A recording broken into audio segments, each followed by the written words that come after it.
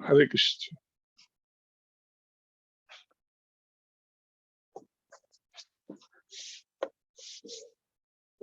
इस समय में वैसे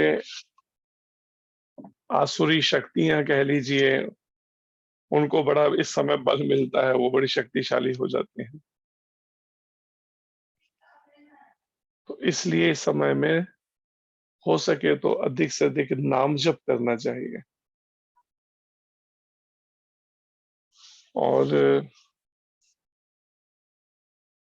उसके सूर्य की रोशनी या छाया जो है उसका भी कोशिश करें, अगर नहीं पड़े घर में अपने ऊपर तो उससे बचना चाहिए। और ग्रहण के शुरू में अगर हो सके तो स्नान कर लें।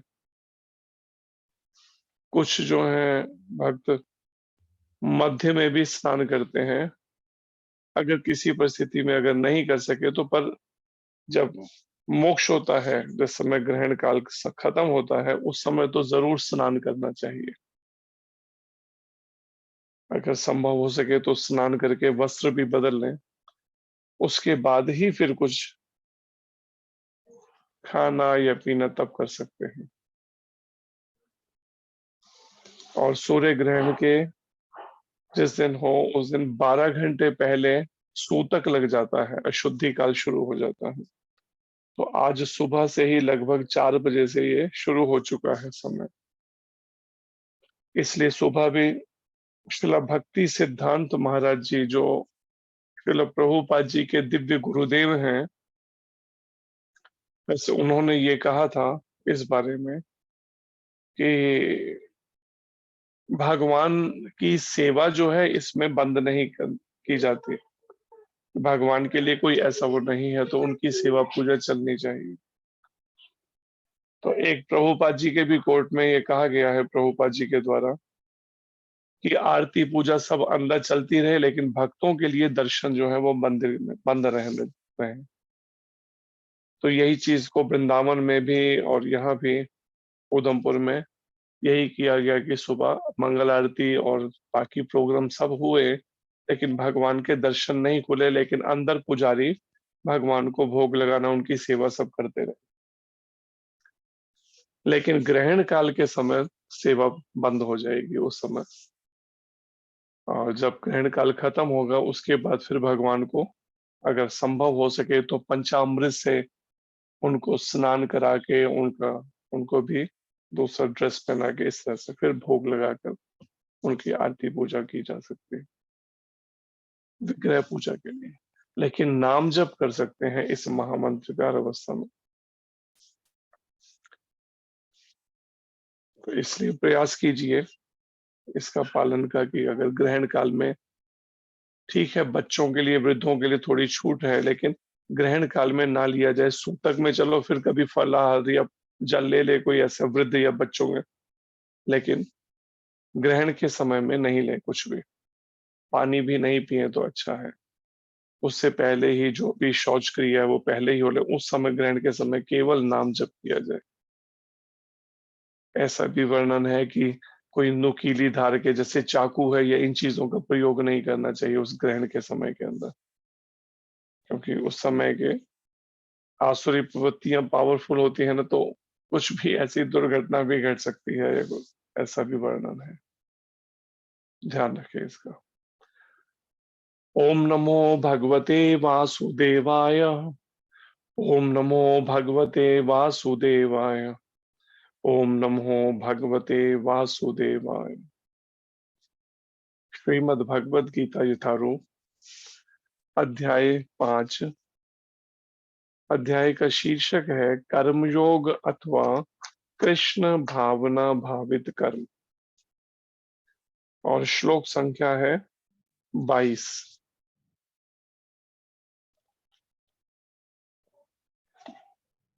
ये ही संस्पर्श जा भोगा दुःख योनय एव ते आद्यन्तवन्तः कौन्तेय न तेषु रमते बुद्धः। भगवान श्री कृष्ण कहते हैं कि बुद्धिमान मनुष्य दुख के कारणों में भाग नहीं लेता,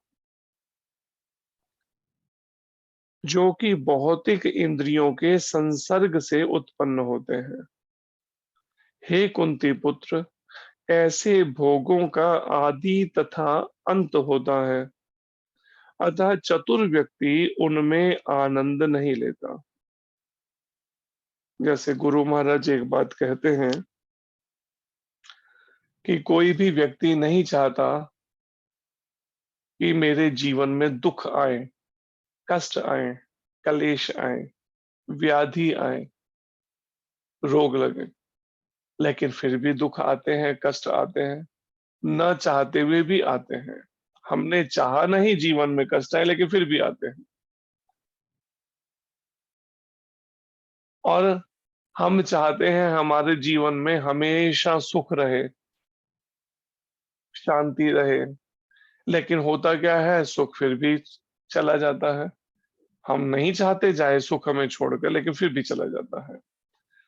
तो इसी बात से गुरु महाराज ये समझाते हैं कि जैसे सुख जो है चला गया अपने आप से, दुख आ गया हम नहीं चाहते थे, ऐसे ही दुख भी अपने आप से एक समय में चला जाएगा। जैसे अभी कुछ ही दिन पहले यहाँ पर आश्रम में घटना घटी, एक साथ कई सारे गुरुकुल के बच्चों को फीवर बुखार हो गया, और बुखार भी कितना, 104 105, एक का तो पौने 6 तक चला गया, 5:30 पौने 6, इतना इतना फीवर हो गया।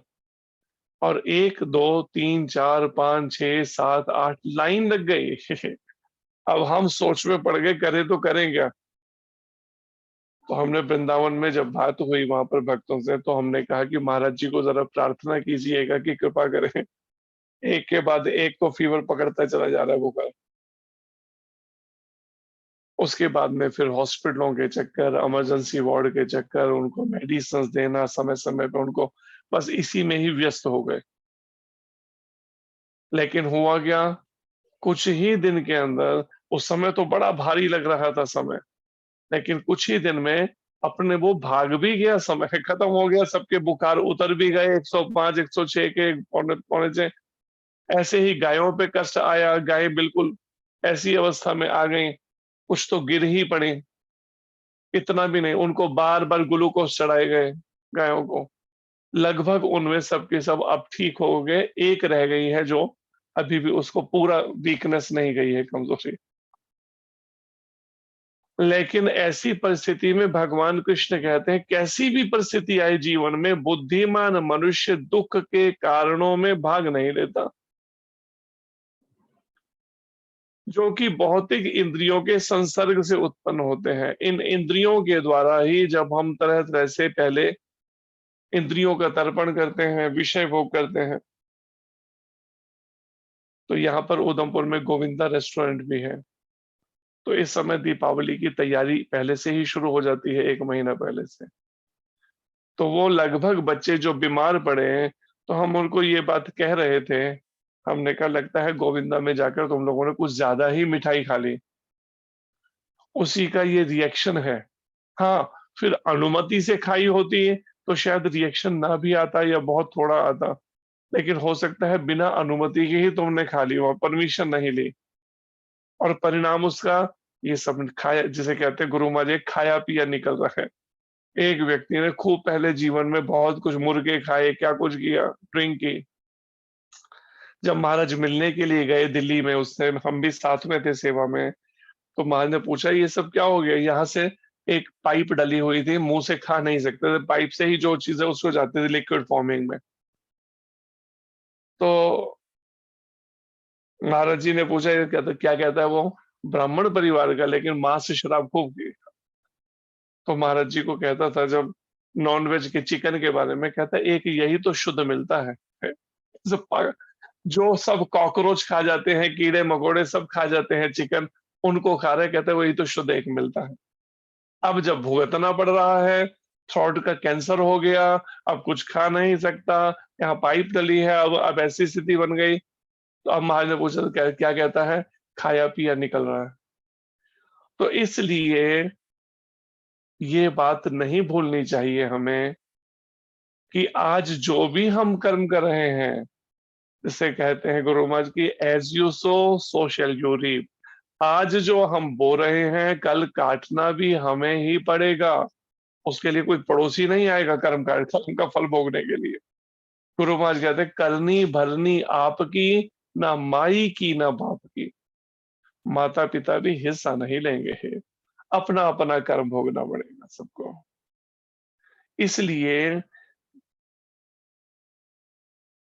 गुरु महाराज कहते हैं करनी करत क्यों डरत, क्यों करके पछताए, बोए पेड़ बबूल के तो आम कहां से पाए।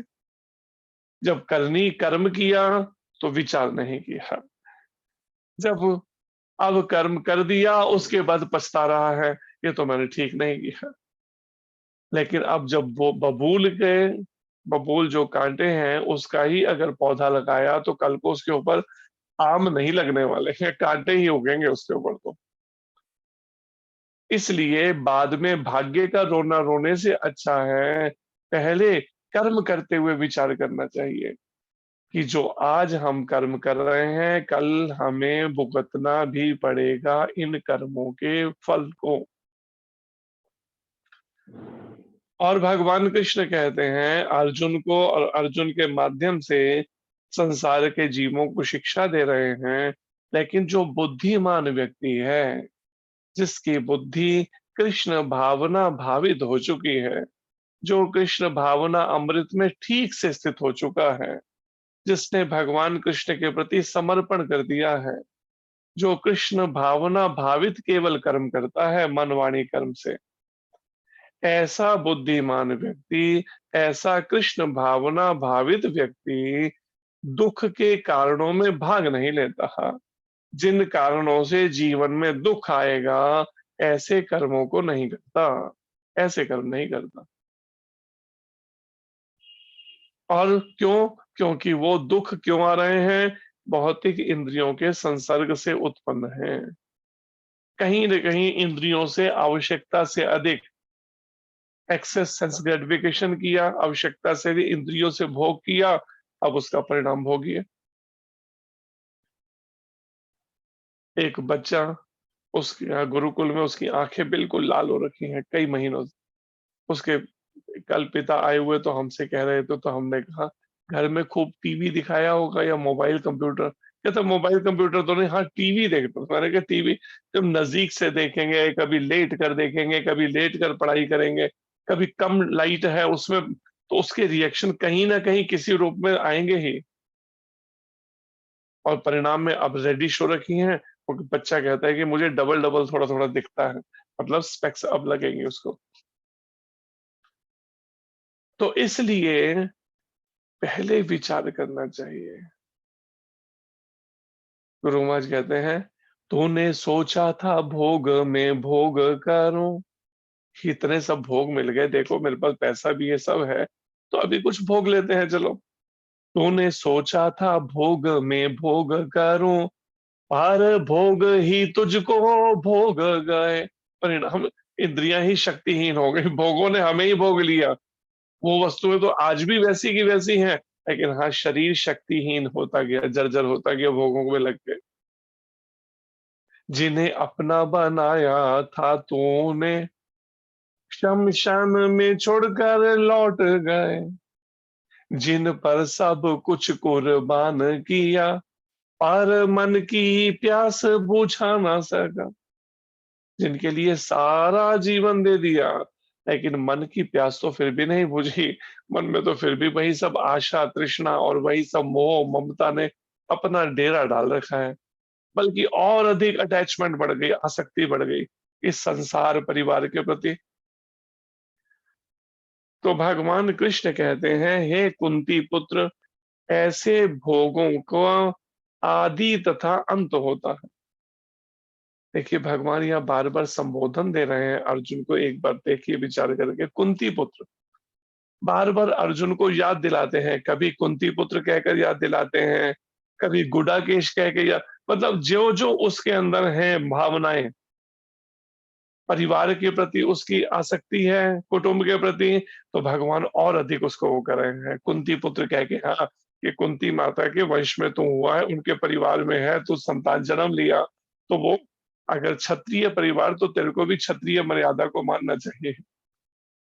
अर्थात कोई व्यक्ति अगर अभी ऐसी स्थिति में देहात्म बुद्धि में स्थित है, अभी अपने स्वभाव में वो ब्राह्मण समझता है अपने को, कोई क्षत्रिय, कोई वैश्य या शूद्र समझता है, कोई ब्रह्मचारी, गृहस्थी, वानप्रस्थी या सन्यासी समझता है, तो भगवान उससे बढ़कर उसे नहीं, आत्मा करके नहीं उसे वो करना चाह रहे, केवल मात्र। हाँ, दूसरे अध्याय में बताया जरूर कि सभी जीवात्माएं हैं और परमात्मा भगवान की अंश है, लेकिन फिर भी जब तक मन में कहीं ना कहीं संसार के प्रति आसक्ति है, तब तक उसे ये नहीं कह रहे कि सब छोड़ दो हो, बल्कि उसको उसी के अनुसार ही, उसको धर्म के अनुसार, धर्म पर चलते हुए आचरण करने की शिक्षा दे रहे हैं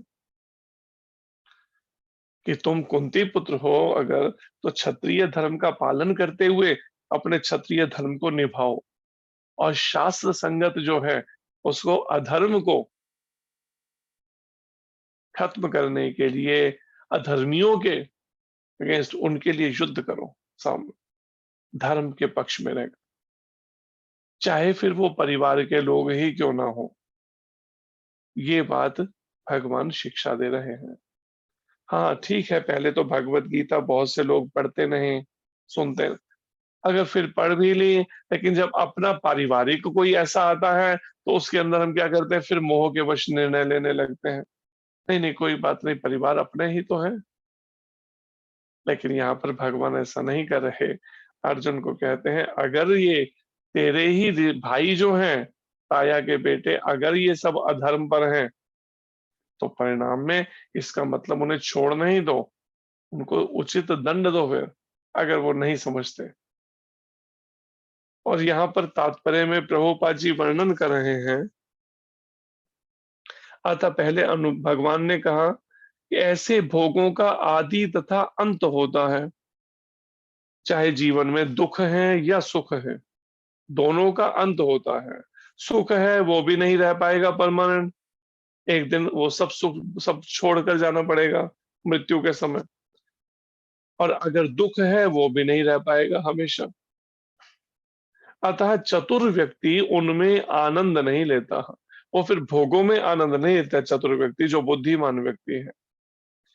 प्रभुपाद जी कहते हैं भौतिक इंद्रिय सुख उन इंद्रियों के स्पर्श से उद्भूत है जो नाशवान है, क्योंकि शरीर स्वयं नाशवान है।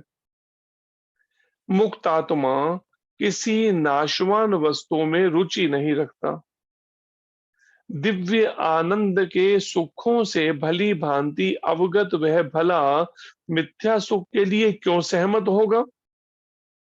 तो ये बात प्रभुपाद जी यहाँ पर समझा रहे हैं, बता इस बात को कि भौतिक इंद्रिय सुख है, जैसे खाना, सोना, इंद्रियों का तर्पण करना, शरीर की, परिवार की चिंता करना, या इससे संबंधित जो भी इंद्रियों के तर्पण से, ये सब इंद्रियों के स्पर्श से है संबंध। अगर परिवार में आसक्ति है तो हम क्या है, वही इंद्रियों का स्पर्श जैसे ही मिलता है, आंखों को देखने का, कानों को उनकी आवाज सुनने का, शरीर को स्पर्श, बस वहीं पर ही शुरू हो जाता है मन में उनके प्रति आसक्ति शुरू हो जाती है। लेकिन जो नाशवान है, हमेशा नहीं रहता वो इंद्रिय सुख। अभी जैसे कुछ खाने की इच्छा हुई, माना कि किसी को इच्छा हुई रसगुल्ला खाने की, जैसे ही रसगुल्ला मुंह में डाला जीभ को बड़ा स्वाद लगा, लेकिन जैसे ही इस इतना से केवल जीभ से आगे उतरा, उसके बाद में कोई स्वाद का पता नहीं वो कैसा था क्या। बस उतना थोड़ी सी जो ये जीभ है, उसी के स्वाद के लिए व्यक्ति कितने कितने माइल्स, कितने कितने किलोमीटर ड्राइव करके जाते हैं, केवल जीभ के स्वाद के लिए। बड़े से बड़े रेस्टोरेंटों में जाएंगे खाने के लिए और उसके केवल जीभ का सवाल। इसी तरह से आंखों के लिए, आंखों को उसका वो देने के लिए, सुख देने के लिए सिनेमा हॉलों में जाएंगे। महाराज कहते हैं सबके वहां पे बदबू सूंघेंगे, गंदगी में वहां बैठेंगे, लेकिन सिनेमा हॉल जाएंगे केवल आंखों को सुख देने के लिए। ऐसे ही कानों को सुख देने के लिए फिल्मों के गाने और क्या कुछ सुनाएंगे। नाक को सुख देने के लिए तरह तरह की परफ्यूम्स का प्रयोग करेंगे। जीभ को सुख देने के लिए तरह तरह के फिल्मों के गाने गाएंगे और साथ में जीभ के उससे तरह तरह की ऐसी चीजों का सवाल लेंगे जो भगवान को भोग तक नहीं लगी हैं। इस प्रकार से ये इंद्रियों के स्पर्श से ही ये सब है, जिसमें प्रबल ये मन फंस गया है अब मोह में। और मन के माध्यम से जीवात्मा फंसा बैठा हुआ है। वो जीवात्मा इस 84 के चक्र से छूट ही नहीं पा रहा, क्योंकि ऐसा प्रबल ये मन और इंद्रियों का जाल बिछा है जिसको काट ही नहीं पा रहा। बार बार इंद्रियां और मन के वश हो जाता है और परिणाम में वशीभूत होकर फिर दोबारा अपना एक एक पल करके अपनी आयु को खोता चला जा रहा। आंख, नाक, कान, जीभ और त्वचा, और इन 5 इंद्रियों के माध्यम से मन, जो सूक्ष्म इंद्रिय है। मनः षष्ठानि इंद्रियाणि प्रकृतिर स्थानी कर्षति। इस प्रकृति नेचर में, इस भौतिक जगत में संघर्ष कर रहा है पूरी तरह से। बार बार चाहता है अपने को भोगों से अलग करना, लेकिन फिर दोबारा भोगों में गिरता है, फिर चाहता है फिर गिरता है, फिर ऐसे ही सारा जीवन भोगों में रतों के काट देता है। और कितने तो समझ ही नहीं पाते, तो परिणाम में वो तो बेचारे भोग के उसके काम के कीड़े ही बने रहते हैं पूरे जीवन भर। लेकिन किसी को अगर कोई प्रामाणिक गुरु का, सदगुरु का मार्गदर्शन मिल जाए, तो वो उसको खींचकर उस भोगमय जीवन से बाहर निकाल लेता है, उसको इस विषयी जीवन से। लेकिन गुरु कृपा ही केवलम, जब तक गुरु की कृपा नहीं हुई, योग्य प्रामाणिक गुरु की, तब तक संभव नहीं है इन भोगों से मन हट सके। भोगों में उलझा मन तेरा और हरि नाम से दूर हुआ। खुदी की मदिरा पीकर मूर्ख अहंकार में चूर हुआ। खुदी मतलब अहंकार की, अपने ही अहंकार में वो हो रखा हर समय। खुद ही अहंकार की एक तरह से वो मदिरा का नशा जैसा ही है अहंकार का नशा भी। जो अहंकार में पड़े हैं उनको फिर कोई बात समझ नहीं आती समझाने पर। खुदी की मदिरा पीकर मूर्ख अहंकार में चूर हुआ। किए कर्म सब तूने हैं दुख पाने के लिए। श्वास श्वास में गोविंद के गुण गाने के लिए। गोविंद गुण गाने के, कि वास्तव में आया था दुनिया में तो कुछ पाने के लिए। किस लिए? श्वास श्वास में गोविंद के गुण गाने के। गोविंद गुण गाने के लिए आया था, लेकिन लग क्या गया? विषयों में उलझा मन तेरा और हरि नाम से दूर। भोगों में ऐसा उलझा कि हरि नाम से मन बिल्कुल मन ही नहीं करता जप करने का, माला घुमाने का। पहले तो माला हाथ में आती ही नहीं, आ गई तो चलती ही नहीं, मन ही नहीं करता। क्यों नहीं करता? मन तो करता है, मोबाइल चलाते रहो बस हर समय, टीवी देखते रहो, कंप्यूटर पे लगे रहो, और इसी तरह से आयु अपनी कर है कमाए जा रहे हैं। इसलिए महाराज ने क्या किया, जानबूझकर कंप्यूटर को भी चलाने का वही नहीं किया उसमें, जिससे कितने घंटे और कितना जीवन तो उसी में नष्ट हो जाए। केवल भगवान कृष्ण की सेवा है के अलावा और कोई भी कार्य में मन दिया, तो परिणाम में अंत में रोना ही पड़ेगा, कहीं भी मन लगाया संसार में। और यहाँ पर प्रभुपाद जी इसी बात को समझा रहे हैं। प्रभुपाद जी कहते हैं कि शरीर स्वयं अपने आप में नाशवान है,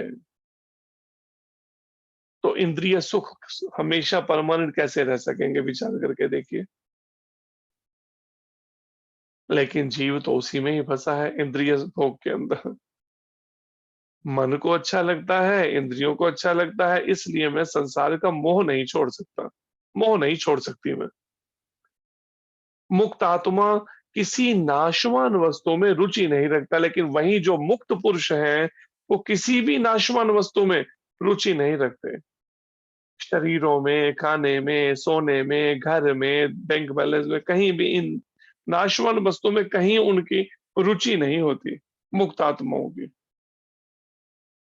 दिव्य आनंद के सुखों से भली भांति अवगत वह भला मिथ्या सुख के लिए क्यों सहमत होगा?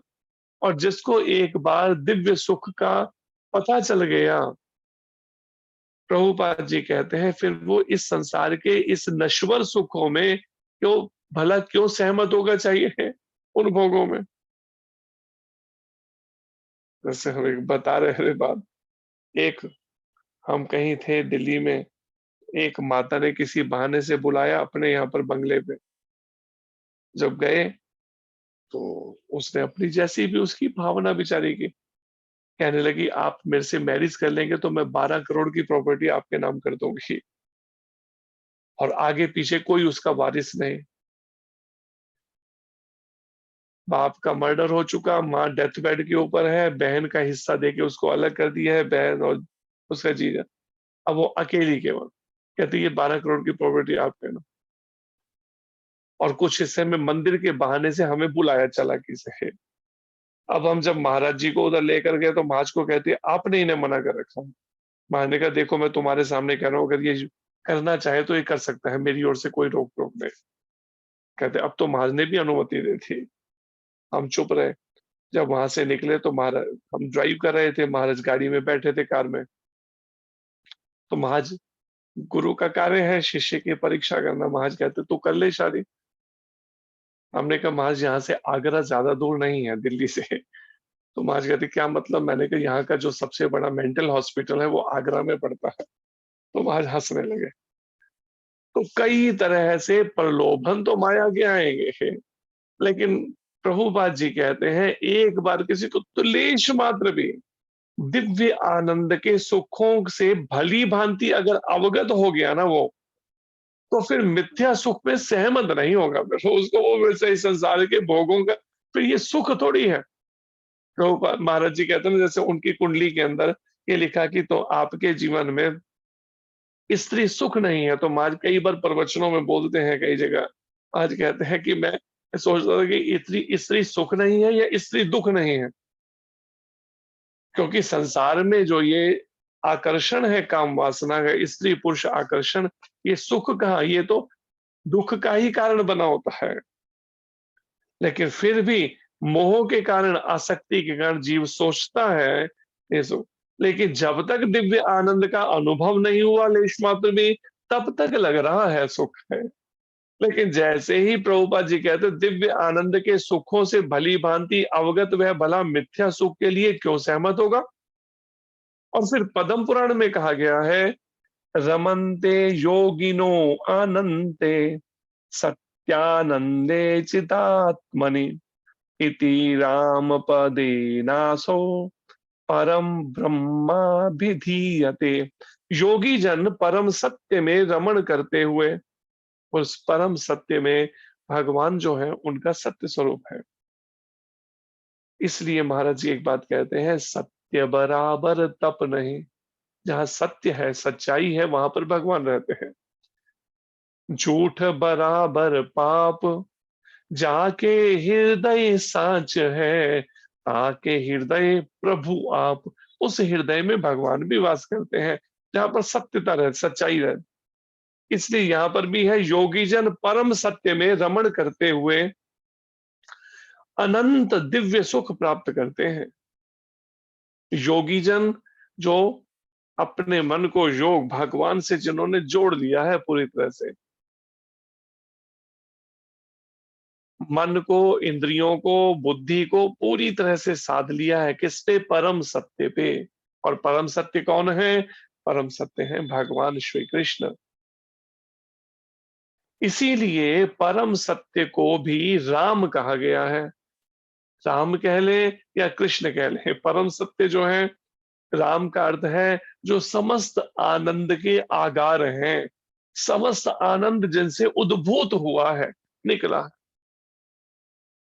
वो कौन है? राम। भगवान कृष्ण का एक नाम राम भी है, क्योंकि वो आनंद के आगार हैं। इसीलिए परम सत्य को भी राम कहा गया है। भागवत में 5वें स्कंद के 5वें अध्याय के पहले श्लोक में भी कहा गया है, नायम देहो देह भाजाम नृलोके कष्टान कामान हरते विदभुजाम ये तपो दिव्यम पुत्र कायेन सत्वम शुद्धे यस्माद ब्रह्म सौख्यम त्वनंतम। हे पुत्रों, इस मनुष्य योनि में इंद्रिय सुख के लिए अधिक श्रम करना व्यर्थ है। ऐसा सुख तो सूकरों को भी प्राप्त है।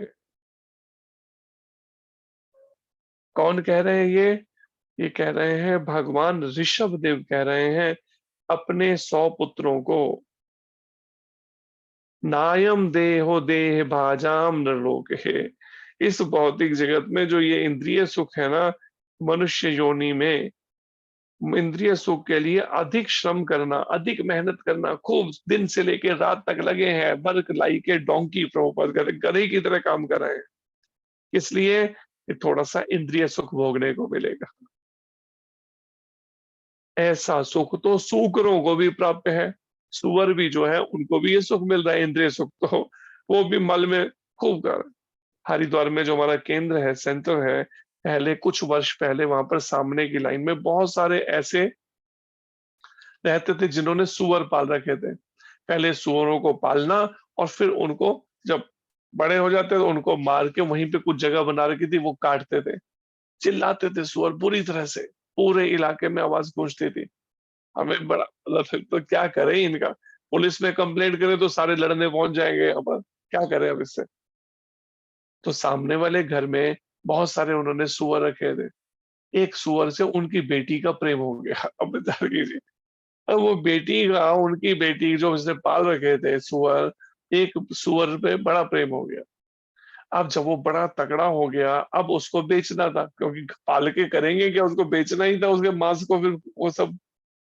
अब वो बेचने के लिए जब आए, उसके टांगे बांध दी, उसको काटने के लिए ले जा रहे हैं।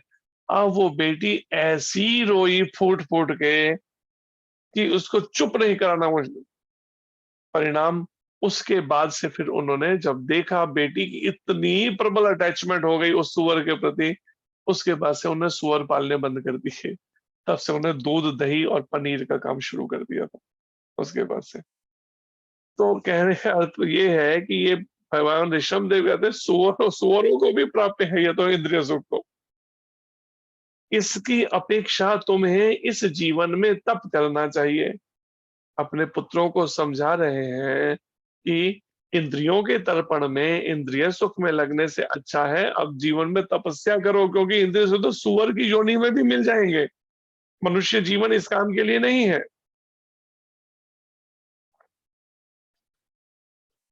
विडभुजाम, विडभुजाम क्या है? जो मल खाने वाले पशु हैं, जैसे सुअर, कुत्ता, जिससे तुम्हारा जीवन पवित्र हो जाए। तप करना चाहिए जिससे तुम्हारा जीवन पवित्र हो जाए और तुम असीम दिव्य सुख प्राप्त कर सको। एक तरह से वैसे तो स्वयं भगवान है, कपिल भगवान, भगवान ऋषभ देव, लेकिन पिता का ये फर्ज बनता है वो संतान को सही मार्गदर्शन दे। ये नहीं कि पुत्र नहीं चाहता तो कोई बात नहीं, करने दो, बदमाशी भोग विलास में लगे रहो। हम बच्चों को नहीं पूछते। हमारे यहाँ एक गुरुकुल का बच्चा है, उसके 2 भाई थे, एक बच्चा तो यहाँ आ गया, तो वो तो बच गया बुराई से, छोटा वाला सबसे। बाकी 2 जो हैं उसके माता पिता आए तो हमें बता रहे थे, वो दोनों बच्चे सुबह से घर से जाते हैं, रात को घर को वापस आते हैं, पूछ नहीं सकते उनसे। पढ़ाई भी बंद कर दी उन्होंने। किसी एक ने 7वीं में शायद छोड़ी, एक ने 9वीं में पढ़ाई छोड़ दी। अब वो पता नहीं कहाँ घूमते। मैंने कहा नॉनवेज शराब लेते हैं? कहते लेते होंगे जब दोस्तों के बीच में रहते हैं। अभी हफ्ता पहले पता चला, फोन आया, पता चला कि उसको बताना नहीं, उसके भाई को, एक भाई की डेथ हो गई है। अब बताइए, एक भाई था 14-15 साल का शायद, और दूसरा था 16-17 साल का। एक भाई की मृत्यु हो गई 16 या 18 साल के लगे।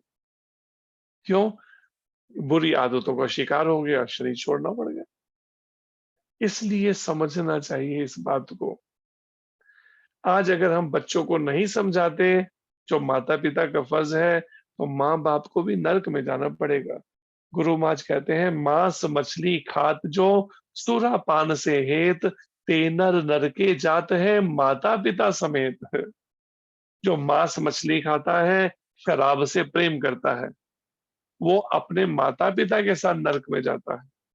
तो गुरु महाराज कहते हैं, अगर किसी ने प्रश्न किया कि अगर माता पिता ये काम ना करते हो तो उन्हें नरक में क्यों जाना पड़ेगा?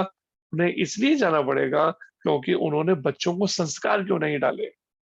ये माता पिता का फर्ज बनता था बचपन से उनको संस्कार डालना। तो यही बात यहाँ पर भगवान ऋषभदेव अपना फर्ज कर्तव्य करते हुए अपने 100 पुत्रों को संस्कारित कर रहे हैं, संस्कार दे रहे हैं कि तुम इस भोगमय जीवन जो सुअरों को भी प्राप्य है मिल सको, तुम इसकी अपेक्षा इस जीवन में तप करना चाहिए तुम्हें, जिससे तुम्हारा जीवन पवित्र, तपस्या से जीवन पवित्र होता है। तपो दिव्यम पुत्र कायेन सत, तपस्या से सत्वम, सत्व में तुम स्थित हो सकोगे, जीवन पवित्र हो सकेगा, सत्व या पवित्र, और तुम असीम दिव्य सुख प्राप्त कर सकोगे, ऐसा दिव्य असीम सुख जिसकी कल्पना भी मतलब हम नहीं कर पा रहे। यहाँ पर सब कुछ हमने देखा है नश्वर है, कुछ भी शाश्वत नहीं। वहीं पर ही भगवान के धाम में सब कुछ शाश्वत है। कोई वहां पर दौड़ नहीं है, कैसे खर्चे चलेंगे, कैसे हाउस टैक्स देने होंगे, कैसे, कुछ नहीं, कोई टेंशन, कोई फ्रस्ट्रेशन। लेकिन भगवान के सौंदर्य, भगवान की सेवा में ऐसा दिव्य सुख है, असीम दिव्य सुख, भगवान ऋषभदेव कहते हैं वो प्राप्त कर सकोगे। लेकिन कैसे? तपस्या से, जब तुम पवित्र हो। तो जाने अनजाने में भले ही हमसे कुछ भी पाप कर्म हो गए हों, भगवान चैतन्य महाप्रभु कहते हैं, पापी तापी या तो चिला, हरि नाम उद्धारी लो। कितना भी कोई पापी दुराचारी क्यों नहीं रहा पूर्व के जीवन में, आज से मन बनाए अब बिल्कुल नहीं करूंगा अब, और इस इंद्रियों का तर्पण भोग किसी भी हालत में, और हरि नाम उद्धारी लो। हरे कृष्ण कृष्ण कृष्ण हरे हरे, हरे राम राम राम हरे हरे। इस महामंत्र का जप कीर्तन करके अपना उद्धार वो कर सकता है। भगवान कृष्ण उसका उद्धार कर देंगे, चैतन्य महाप्रभु कहते हैं। अतः जो यथार्थ योगी या दिव्य ज्ञानी है, यथार्थ योगी जो वास्तव में योगी है, जो योग का खाली ड्रामा नहीं करता, नाटक नहीं करता, जो वास्तव में यथार्थ में योगी है, या फिर कह लीजिए दिव्य ज्ञानी है, जिसको दिव्य ज्ञान हो चुका है भगवत संबंधी, वास्तव में ईश्वर ही एक सत्य है, बाकी सब संसार जो है वो तो नश्वर है। वे ऐसे दिव्य ज्ञानी अथवा यथार्थ योगी, वे इंद्रिय सुखों की ओर आकृष्ट नहीं होते। उनको इंद्रिय सुख आकर्षित नहीं कर पाता, कैसा भी फिर इंद्रिय सुख, इस संसार का फिर स्त्री पुरुष आकर्षण, पैसे का आकर्षण, बहुत सारे मेरे अनुयायी हो जाएं, ये सब आकर्षण, ये सब आकर्षित नहीं कर पाता। महाप्रभु ने भी कहा ना, न धनम न जनम न सुंदरिम कविताम वा जगदीश कामये, मम जन्मनि जन्मनीश्वरे भवताद भक्तिर अहेतु की त्वयि। चैतन्य महाप्रभु जो भगवान के एक शुद्ध भक्त हैं, क्या कहते हैं, एक आचरण करके दिखा रहे हैं शुद्ध भक्त का। तो एक शुद्ध भक्त को कैसा होना चाहिए मन उसका? न धनम, भगवान कृष्ण को प्रार्थना करते हुए कहते हैं चैतन्य महाप्रभु, एक भक्त का रोल प्ले करते हुए, कि हे कृष्ण, मुझे धन नहीं चाहिए। हर एक को धन का बड़ा है ना लालच, कहीं से भी बस पैसा आना चाहिए, पैसे के पीछे पागल हो रखे। लेकिन महाप्रभु सिखा रहे हैं हमें धन, जिसको भगवान कृष्ण की प्राप्ति करनी है, जीवन में कृष्ण प्रेम प्राप्त करना है, उसे धन की लालसा तो छोड़नी पड़ेगी। न धनम न जन्म, ना ही अनुयायी चाहिए मुझे, ढेर सारे मेरे अनुयायी हो ये भी नहीं चाहिए। सुंदरिम, मुझे सुंदर स्त्री भी नहीं चाहिए। कविता, मैं ये भी नहीं चाहता बहुत सुंदर कवि बन सकूं, मेरा कंठ बड़ा मधुर हो जाए और ये सब। जिनके कंठ मधुर है उनकी देखो हालत क्या है, अनूप जलोटा जैसे हो गई। मांस भी खाना, शराबे भी पीना, बुरे कर्म भी करना। सोचिए अब इससे ऐसी हालत हो रखी है इस तरह। तो इससे बचना तो महाप्रभु कहते हैं ये सब मुझे नहीं चाहिए, तो क्या चाहिए फिर? मम जन्मनि जन्मनीश्वरे, मुझे तो जन्म जन्मांतर भवताद भक्तिर अहेतु की, अहेतु मतलब बिना हेतु के, बदले में कोई भौतिक लाभ की इच्छा नहीं, केवल आपकी भक्ति चाहिए मुझे।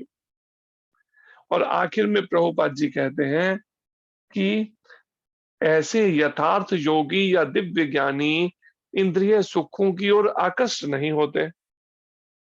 आंख, नाक, कान, जीभ, त्वचा और उनके मन को कोई आकर्षित नहीं कर पाता इंद्रिय सुख पे। इतने पक्के होते हैं अपने उसमें, दिव्य ज्ञान में। इंद्रियों को और मन को इस तरह से योग के द्वारा साध रखा होता है उन्होंने, बिल्कुल भोगों की तरफ लेश मात्र भी नहीं जाता मन उनका, क्योंकि ये निरंतर भवरोग के कारण है। जो 84 लाख योनियों का ये लगा है ना भवरोग, बार बार शरीरों का विवरण, इसके कारण है ये इंद्रिय सुख। इंद्रिय सुख के कारण ही बार बार शरीर लेने पड़ रहे हैं। आप इंद्रिय सुख से अपने को अलग कर दीजिए, आपका भवरोग खत्म, बस फिर कभी जन्म नहीं लेना पड़ेगा। जो भौतिक सुख के प्रति जितना ही आसक्त होता है, जिसकी जितनी अधिक आसक्ति है भौतिक सुख के, माँ कहती है देखो मेरे घर में तो बेडरूम में सब एसी है, लेकिन ड्राइंग रूम में एसी नहीं है, बड़ी मुश्किल होती है, बड़ा कष्ट। इंद्रिय सुख में ऐसी बेचारी फंसी है, उसको इंद्रिय सुख चाहिए। थोड़ी भी गर्मी बर्दाश्त नहीं होती। पसीना निकलना अच्छी बात है, आयुर्वेद कहता है पसीने से क्या होता है, शरीर में जो भी एक्स्ट्रा कोई भी ऐसे हैं बैक्टीरिया या कुछ भी, वो सब बाहर निकल जाते हैं कीटाणु शरीर में, शरीर फिर स्वस्थ। जिनके शरीर से पसीना नहीं निकलने देते ना, जो वो अधिकतर रोगी ही बने, दवाइयां ही खाते रहेंगे। पसीना निकलना भी जरूरी है शरीर से, तो उस जीवात्मा से सहन नहीं होता उसे, थोड़ी भी गर्मी बकती सहन नहीं होती, थोड़ा भी तपस्या करनी पड़े बेचारी से सहन नहीं होता उस आत्मा से। प्रभुपाद जी कहते हैं कि जो भौतिक सुख के प्रति जितना ही आसक्त होता है, उससे उतने ही अधिक भौतिक दुख मिलते हैं। देखिए उतना अधिक, जैसे भौतिक दुख से वो लाख कोशिश करे बचने की, लेकिन भौतिक दुख उतने अधिक उसको मिलते हैं जो जितना अधिक भौतिक सुख चाहता है। इसलिए हमारे आचार्यगण क्या करते हैं, चैतन्य महाप्रभु के जो अनुयायी षड गोस्वामी हैं, वृक्षों के नीचे रहते हैं, एक वस्त्र पहना है, जो भी कंठी भाग के अंदर, दूसरा वस्त्र बदलने के लिए नहीं है। माला है पास में, एक छोटा सा मंडल जैसा है पास में, बस इतने में भजन कर रहे हैं,